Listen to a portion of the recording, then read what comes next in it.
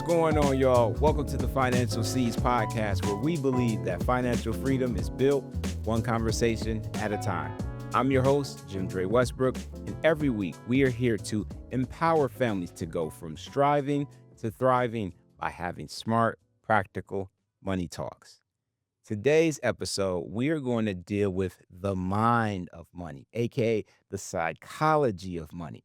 I know money is a very sensitive topic for a lot of folks, but we really want you to understand why you're kind of doing the thing that you are doing. Money, again, very emotional, very important topic, but this episode is all for folks who want to maybe take a deeper dive into, again, why you spend the money that you spend. And if you aren't doing it correctly or you think you can improve, not just myself, but I got Bri in the chair with me. Hey. We are going to chop it up and just see if we can potentially help you figure out this mind money game, if you will. So, For sure. again, Bri, how are you doing today? I am doing well. It is a Friday today. We're recording on a Friday, so I'm feeling excited about the weekend. It's been a good week, and man, I just feel like this topic is so huge, Mhm. and I know we're gonna get some really deep points, but we could probably do like a whole series on this Yeah, conversation. yeah. But I think it'll be a great one, so excited to share more with you today. I love it. I love it. So, yeah, let's just get into it. When we start thinking about, our money mindsets, most of them begin very early. So whether you realize it or not, we all know something about money, maybe from our past, right? Our Mhm. family. I think Yep. that usually that's kind of where it starts. Some of us, good stuff, others probably not so good. Mhm. But since it starts there, I want to ask you first. What are some maybe common money mindsets that families pass down? Perhaps maybe your family, Mhm. or just some things that maybe we've seen just in the classroom since we've, been around a lot of people this school year. Yeah, for sure. I think that's a great point. It's even if we're young, right? Even if we haven't been on the earth very long yet, we have definitely been exposed to money, even if we're not having conversations about it at home, Yep. because it touches every aspect of our life. We are forced to deal with money. Yeah. We are learning about money. So absolutely, we have seen a variety of different kind of thought patterns, perspectives, values on money, right? Hmm. So I think some of the common ones, I can tell you for sure in my household growing up, looking back, because maybe I didn't understand it as a young person. I think you and I experienced something very similar where it just wasn't talked about. Oh, it's not. So we were, we knew that money was there, but Hmm. we didn't really understand the dynamics. And I think for me, that led to um, feeling really shy and uncomfortable about money, and Hmm. then later in life kind of having shame or guilt around like, oh, I don't know if I'm doing this right, or I don't Sure. really understand this. What is investing? I'm not doing that. What am I missing out? That kind of thing. Hmm. So that's been, my experience, but a lot of other kids that I've seen, friends that I have, maybe who grow up in a situation at home where the budget was tight, right? Things Hmm. were hard, and so they have very much of a, what you might say is like a scarcity type of mindset. And Hmm. so as they become older and they make decisions on their own, there's almost this kind of hypervigilance around it, or a tendency to be very impulsive with spending and things like that. Hmm. Also, other folks who maybe have learned a lot about maybe budgeting or saving, but to the extreme of where maybe there is another type of fear there of where they have to kind of protect and, in a sense, resource guard because of, oh, well, I have to always be preparing for the future. Hmm. Those are a few, but this list could go on forever, right? Yes, yes. And no, I love all the things that you are saying. We see them on a day to day throughout the classroom. Some of the things you mentioned, I also saw in my family as well. But it's crazy that, and I know age and maturity have something to do with it. of you don't really realize it when you're going through it. Yeah. Yeah. Because it wasn't talked about a lot, you don't really realize that emotional component, Hmm. the things, maybe those walls that are being built up, For sure. where it's like, man, if only we had a conversation about money, if Yeah. only, I was able to see how it would affect every area in my life. Right. Um, those are some of those things that, when I see someone who, may not be ready to have those conversations, what I'm thinking about right now is I think almost in every single presentation that I do, especially when we're talking about maybe luxury for less Hmm. or real life 101, where, Hmm. we're not really supposed to be talking about dating or this isn't a dating seminar, but Right. we talk about real Yeah. life, right? We Yeah. want them to understand things. And I always stress to them, really mastering the conversation about money.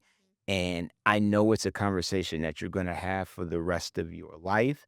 But if you are able to master the conversation about money, you will be able to talk about anything, Yeah. right? Like you will be able to have a conversation about dating, about relationships, about business, about health, whatever you can talk about. Money will help you because it's a confidence thing. Right? For Like sure. you understand it, and that's kind of that whole psychology that we're talking about. That's just when you're young and you just want something and you feel that your parents have it, you don't care about all that other stuff. Hmm. But as an adult, more and more that we work with students, I'm like fascinated about Yeah. how they're learning about this stuff or the lack of learning Yeah. about it, Right. which is just wild. Right. All right, y'all, we could keep going on this, but I do want to, you know, if you haven't gotten that point already, is just, this isn't just managing money. Like we're managing feelings, we're managing emotions. A lot of people could be managing fear and stress and Oh yeah. insecurity. And we want to help you with that through this episode. So if you're rocking with us, you're tracking with us, continue to follow because I want to talk about maybe some of the things that are happening within your family. Maybe this is kind of, the root of it. And I have a question for you, Bree. Why do you think families often repeat unhealthy financial patterns? Yeah. So this is a really good question too. I'm just like, what do I want to say? Because there's so much I could say. One thing I will just drop for those that are interested. There's a really great book out there. Actually, has the same title as the pod episode, "Psychology of Money." Yes, great book. Morgan Housel. Hmm. It's a really good. It's a really good book. It talks a lot about this stuff. But one of the things that he really emphasizes is that it's not really so much about what you know, it's about your behavior, right? Your behavior with That's money and good. finances. Hmm. And that behavior, well, where do we learn it from? The things we were just talking about, Yeah, how we grew up. yeah. And everybody's situation is so different because if you just think about like our generation, the things that were going on in Hmm. our generation growing up, how that affected us in terms of how we think about Yeah. money, investing, whatever, versus maybe generations from the 60s and the 70s and how they may be afraid of investment Hmm. because of things with inflation, Yeah. or they might, believe in it because of certain booms and things like that. And all of that really shapes how we do things with money, Hmm. even though our own experience is minuscule compared to the entire Yeah. history of money and even in our own generation, right?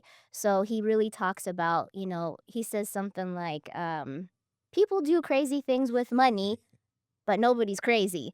So Right. I think it's a really good kind of way to think about it is like, we really do need to kind of understand how it is that we make those decisions around money based on what we grew up with, because what you don't know, right? So the things that have become habits, you probably learned them just because they were normalized in your household. Hmm. And at some point, even if maybe you feel like you didn't have enough financial literacy, at some point, then you yourself can kind of, take a moment to really reflect on those things and start to make changes if you think you need to. Yeah. So I think that's really, why those things often get repeated is because it's just a habit formed so young, right? And then unless we're exposed to new information or seek it out, a lot of times we'll just keep making those same patterns, Yep. whether they're good or not, right? Yep. No, great information and great book. I love that you said, people do crazy things with money, but we're not crazy, Yeah. right? And one of the things that we haven't mentioned today, I know we've talked about it in last season, social media. Oh, So yes. when you Yes. look at and the younger generation, definitely Gen Z, Gen Alpha, they're the generation where they've always had it. Yeah. For us as millennials, Mhm. as we got older, the internet and cell phones and, social media, that kind of thing. But the younger generation with Gen Z and Gen Alpha, like that's all they know. Right. So a lot of the information that they're getting is from social media. An old school phrase, keeping up with the Joneses, they probably don't Exactly. understand what that even means, but Keeping up with the Kardashians. yeah, they know that one, right? They definitely That one know. might even be old now too, but Yeah, something like that. yeah, but like Yeah. keeping up with the Kardashians, Yeah. like just that seems stressful. Yes. Like as an adult, that's stressful. But for someone that's still maturing and trying to figure that thing out, man, like I don't see how they're doing it. For Like real. at all. And I know you know better than I do with your six nibblings. I just don't understand how that can be helpful if it's not monitored, if it's not, Right. there aren't any parameters or boundaries because it can be very addicting seeing all of these things all the time, Yeah. like nonstop. Like if you want to buy something, you can buy it in class, Amazon, one Yeah. click and get it before it's, Same. Yeah. yeah, same Same day. day. You know what I Yeah. mean? And it's just seeing that and them learning about money that way and establishing those habits. These are just, some things that they have to face. And we want you as parents, as adults, and as families to do it the way that works for you. We're not saying, Yeah. don't take care of your family, don't, buy things. Like this is life and you have to live your life. But at the same time, we want you to be fully equipped with making those right decisions Right. financially. So you're just not spending money and not doing the things you want to do as a family. Yeah. And I'm gonna touch a point here. Again, I feel like this could be a whole other episode, but I think it's important to bring up. And it's mentioned a lot in books that do discuss kind of the psychology around money.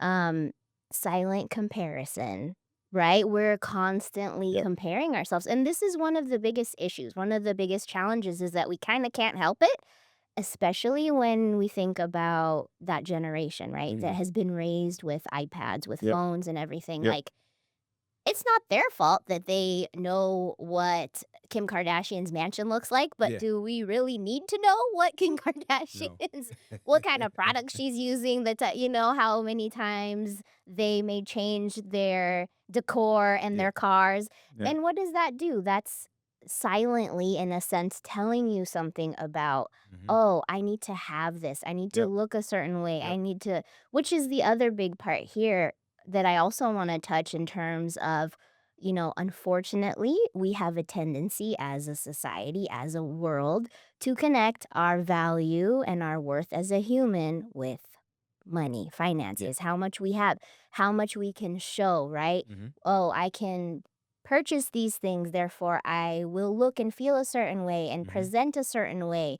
And we kind of have bought into this mentality of like, oh yeah, if I can reach a certain level and do certain things, then I'll be happy, you Right. know? So, and even though like we as adults, we know like, hey, that's not what it's about. But Hmm. of course, even we get, Yeah. get Yeah. hit with those things sometimes too. So it's this kind of struggle of really like being able to slow down and really look at yourself. And I think even for your own self and for your family, really looking at, well, what is really enough for you Hmm. to of course, you want to live comfortably and have those things, but maybe we don't all need to become millionaires or Sure. billionaires. And Yeah. like we can have a beautiful life that's comfortable and still do wonderful things that maybe generations past didn't have an opportunity to, Hmm. with very simple financial literacy tips and tricks, and of course, reframing some of the things we grew up with. But I think really talking more about like what is enough for me. So I know I said a lot there. No, no, but that was beautiful, because I think we have to, keep it real, keep it 100 when it comes to, like you said, what is enough? Mhm. What is this whole thing, called life really about? Now, I know that that is a very big topic, Yeah. very deep thing that, we're all here on this earth to figure out. But when it comes to money, you want it to be an attainable, achievable goal, Right. right? Almost bust out the whole SMART goal type thing where you should have goals that are the A in SMART, achievable Right. for you and your family, where it's not this astronomical thing that you and everyone will never achieve.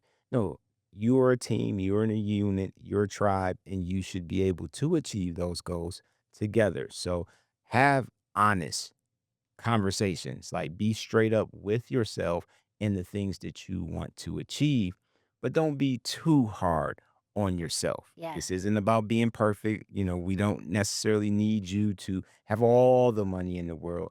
We want you to know what to do with what you have so that you and your family can live the best life for you. Buying a home is a big financial decision, and at Silver State Schools Credit Union, we're here to help make the numbers work. For a limited time, members can get $500 off closing costs, plus flexible loan options, personalized support, and guidance from application to closing. The right home is out there. We'll help you finance it. Learn more at silverstatecu.com/low rates. All right, Bree. So, like, we talked a lot about kind of, the unhealthy behaviors and conversations that families could have. Some of those money conversations I know can feel, uneasy. They can feel Yes. icky. They can feel, Yeah. very uncomfortable, right? So, I mean, we're talking about, there's some shame, there's some guilt, there's some fear. Are there things that you think parents can do, families can do to better prepare themselves to have these healthy conversations that just don't need to happen once, Right. but maybe need to continue to happen like all the time? Mm-hmm. Yeah, I think there's so many things. But I'd say especially for folks who do have that icky feeling or who are kind of uncomfortable, right? I think a big part of it is really just slowing down. Mhm. Slowing down for themselves. I know like for me, some of my tendencies in the past have been like, oh, something's wrong. I gotta fix it now, and I Sure. need a solution really fast. And I like this kind of Mhm. anxiety thing. Mhm. So for me, and I think for a lot of folks, right, it's kind of like slowing down and really taking the time to learn. I would say even giving yourself permission Yeah. to learn. Yeah. And to again really like take some time and some thought, prayer, meditation around these concepts that have maybe made you feel that you have to be guilty, or Mhm. why you have Mhm. shame around money, Yeah. right? Like even if you haven't made the best decisions, hey, we've all been there. We're all Mhm. learning. Mhm. Nobody's perfect, and you do have people in this community that definitely care and want to help you out. So there's always resources. I think that's one of the main things. And then especially with folks, that want to kind of pass on more for their kids, of course, taking the time to learn, and letting kids kind of have more access to information early. Hmm. And I think it's just kind of, in a way, monitoring them. I'll give you a quick example. Like, with you all know that I have six nibblings, nieces and nephews. So my eldest, she's 17 now. And I think I mentioned a while back that she started her first kind of side gig thing. And so she does balloon twisting. And, keep in mind she's in a household of six siblings, right? And then obviously her two parents. So money's tight. They're Yeah. always, my sister takes on side jobs and, her kids are homeschooled. So that's a whole other thing, right? So they do have to be on a tight budget, right? So she has been very used to her whole life not really having her own money, Hmm. not being able to get new stuff all the time, but, getting like hand me downs or whatever, or maybe from other families sharing things and whatnot. And just kind of focusing on those important, essential things. But now that she has a job and, she's tipped. So some days are really good. Yeah. She makes really good tips and she does really well. And then other days, she might have not done so well. But now she has access to all this cash, right? And, there hasn't been a whole lot of money conversations in her household either. And I think it's for the busyness. And sure, I think, we've probably also experienced some shame around, oh, maybe I should be talking to them more and da da da, right? So I have watched her go on these crazy shopping sprees just because she can now, Yeah. because it's the first time that she's been able to not have to ask someone or Hmm. not have to like sit there and say, "I'm Hmm. hungry, Titi," or whatever it Hmm. is, right? Hmm. She probably did that when she was younger. But I think just kind of having those first experiences and, kind of watching and then giving guidance when you can. So Yeah. she wasn't saving nothing, So of course I had to come in and like, girl, Hmm. Hmm. I'm happy for you that Yeah. you're making your own money. It's great. I'm so excited that you can experience things. You can buy your own boba, you can get your own matcha, you can buy your own dress for whatever, right? That's amazing. But you need to start thinking a little bit more long term. Yeah. And so, kind of coming in and so I've heard, hopefully it's still true, that she has been putting away some money. So I think little things like that where of course you want them to experience it, make Hmm. mistakes, but do it at least at Yeah. home where you can kind of come in and start giving, hey, why don't you try this? Oh, Yeah. you should really consider this because, think about when you turn 18 and maybe you want to leave home or you're going to work outside. Are you going to have your own car? Because your mama's not going to be able to buy you a car. Right. So, what does that look like? Hmm. So, No, I love that whole conversation. It reminds me of, again, this isn't a game of perfection. Like, mhm, you are going to make mistakes. I know on the podcast we talk about the mistakes that families kind of have to make, so you understand that, oh, I'm not going to do that again. I yeah, maybe I should, yeah, play it a little different, do something else that can get me the results that I want financially. So again, the goal isn't perfection, y'all. It is openness and growth, right? yeah. We have to learn what to do when it comes to our finances, and we will make mistakes. We have to be open to that, because I know a lot of us, and I used to be a person who thought perfection was the goal. Hmm. It's not. We're human. However, we have to be open and giving ourselves some grace, wanting that education and wanting to grow closer to the person who we're supposed to be Yeah. financially. Real quick, if you're listening to this and thinking, students need to hear this, we got you. At Silver State Schools Credit Union, we offer free K through 12 financial literacy workshops and hands-on experiences that help students understand money in real life. Tap in with us online or inside the branch and bring it to your school. All right, let's get back into the episode. So, Bri, let's close this thing off with our final segment, the seeds of wisdom. So, I know you said a lot of cool stuff. Hopefully, y'all been taking notes because this is definitely an episode where we've dropped a lot of gems. But I want to give you another opportunity to give maybe that final seed of wisdom. Maybe it's something that you haven't said just yet, but maybe like that final takeaway that our listeners or our viewers can take home with them. I want to say, be open. I know that money conversations make us feel exposed, vulnerable, right? But that's what healthy money conversations should be. Yep. And I think healthy relationships and just communication in general on other topics, right?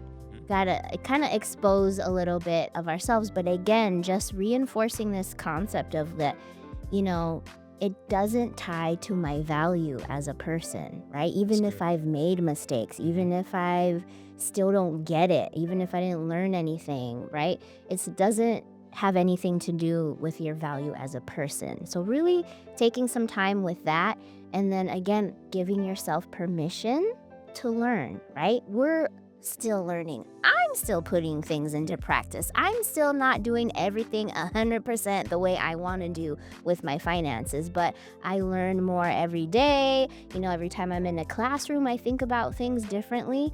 So really giving yourself that permission to learn, be interested, seek out information, check out, some of these books that we talk about, or check out some of the guests that we have brought on and like maybe their social media, the things that they're saying, and just let that, like we always talk about, those seeds that we're planting, let it kind of grow within you. And it is a lifelong thing. So give yourself that grace and stay curious, and little by little, you will see how with that knowledge that's changing within you, it will also translate to the changes in behavior that you're probably hoping for. I love it. When I'm hearing you're more important than the paper, right? Paper's good, aka money, if you didn't understand what I was saying. But yes, you are more important than the paper. I love it. So if there's one thing that I want all of us to take away from this episode, it is this. It's that money habits don't appear overnight. We've been saying that throughout this entire episode.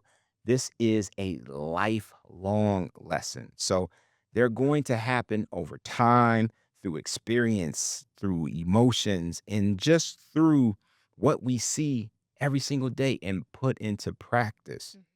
But here's the good news, that healthy habits can be learned too. So all the things that you may have grown up with that you want to get rid of, you can. Like, it is your life and it is on you to make it happen. So give yourself that grace that we're talking about.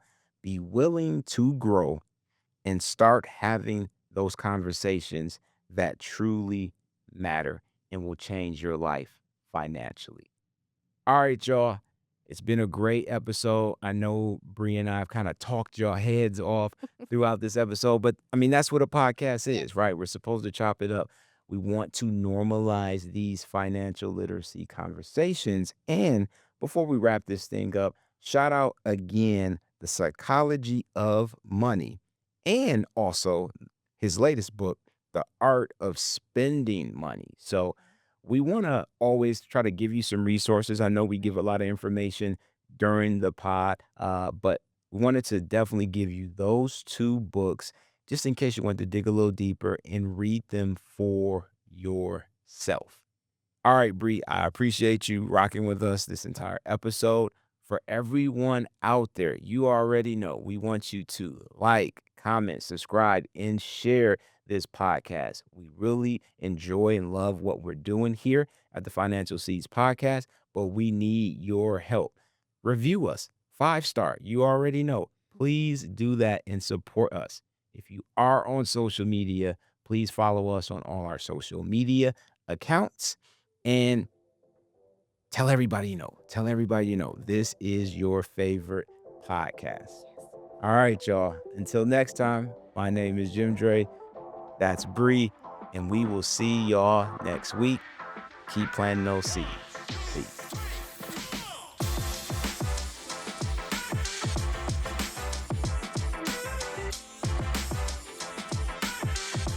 The Financial Seeds podcast is powered by Silver State Schools Credit Union, hosted by JimDre Westbrook, co-hosted by Brianna Chavez, produced by Jackie Martin, and recorded in the Scott A. Arkills production studio.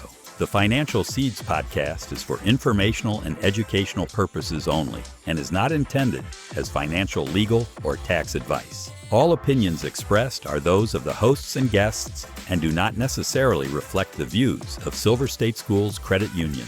Listeners should consult with a qualified financial professional for advice specific to their individual situation.